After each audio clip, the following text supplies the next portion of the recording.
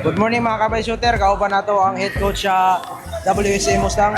Coach, unsay sulti nimo sa mga aspiring mga bata nga ganahan sila makabaw? May buntag sa tanan, no? Ang sana mong pinaka-importante gud kana lang disiplina. Disiplina, at the same time kanang ila respeto sa kada coach. Kisay na sa tubangan, so dapat ila lang respeto.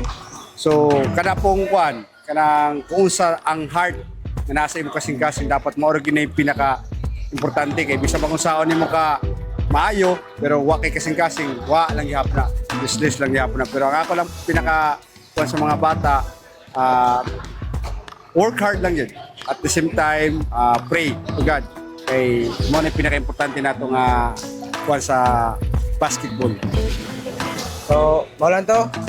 Coach Albot of Western Leyte College.